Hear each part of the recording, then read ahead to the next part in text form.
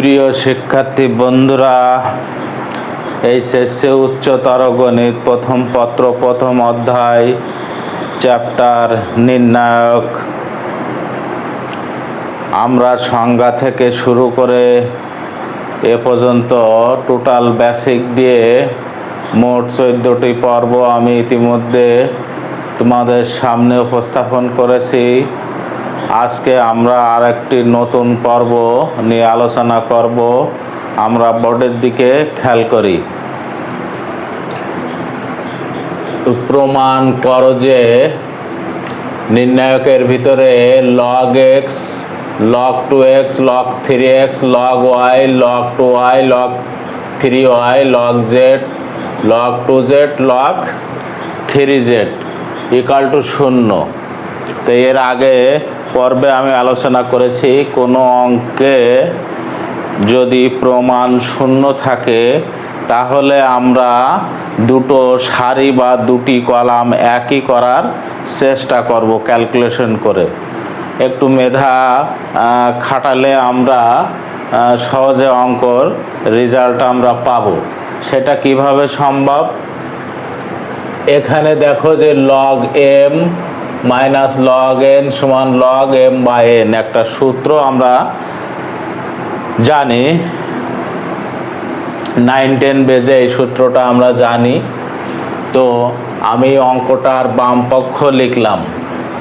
অঙ্কটার বাম পক্ষ লিখে আমরা এই লগের যে ফরম্যাটে অঙ্ক যে কোনো দুটো সারি বা যে কোনো দুটি কলাম আমরা মানে ইচ্ছা মতো পরিবর্তন করে দিলেই দুইটি সারি বা দুটি কলাম একই হয়ে যাবে। একবার সহজ একটা বিষয়।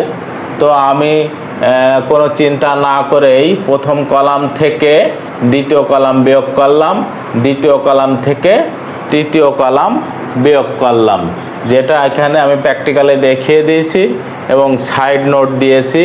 C1 প্রাইম সমান C1 minus C2, C2 prime সমান C2 মাইনাস C3। তো এখানে আমরা এই সূত্রটা যদি প্রয়োগ করি তাহলে log x বাই y হয়, আর এখানে log 2x বাই 2y, তাহলে 2 আর 2 কেটে যায়, কেটে গেলে log x বাই y হয়। অনুরূপভাবে 3 আর 3 কাটা যাবে, log x বাই y হবে। দ্বিতীয় কলামে ঠিক সেম একই ক্যালকুলেশন হবে, আর তৃতীয় কলামটা তো অপরিবর্তিত। সুতরাং আমরা এখানে ক্যালকুলেশন কমপ্লিট করলাম। কমপ্লিট করার পরে আমাদের চিন্তা করতে হবে যে কমন আছে কিনা। তো আমি স্পেসিফিকভাবে দেখতে পাচ্ছি প্রথম কলামে log x by y common আছে, দ্বিতীয় কলামে log y by z common আছে। আমি কমন দুটো বের করে নিলাম নির্ণায়কের ভিতর থেকে। তাহলে দুটো কলাম দেখো, প্রথম কলামে 1 1 1, দ্বিতীয় কলামে 1 1 1, আর তৃতীয় কলাম অপরিবর্তিত থেকে গেল। তো দুটো কলামে একই হয়ে গেল। তো দুটো কলামে একই হয়ে গেলে তার মান 0 হয়। এর আগেও আমি এর ব্যাখ্যা দিয়েছি, আলোচনা করেছি। তো এটা আমরা টোটাল রাশির সাথে 0 গুণ করলে 0, তাহলে ইকুয়াল টু ডান পক্ষ আমরা প্রমাণ পেয়ে গেলাম। সুতরাং আমরা লিখে দেব প্রমাণিত। আশা করি অঙ্কটা তোমরা সুন্দরভাবে বুঝতে পেরেছো।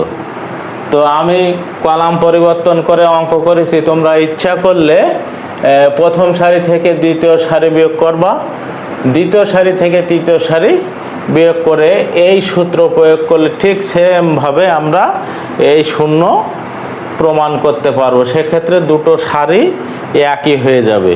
আমি বিকল্প পদ্ধতিটা বলে দিলাম।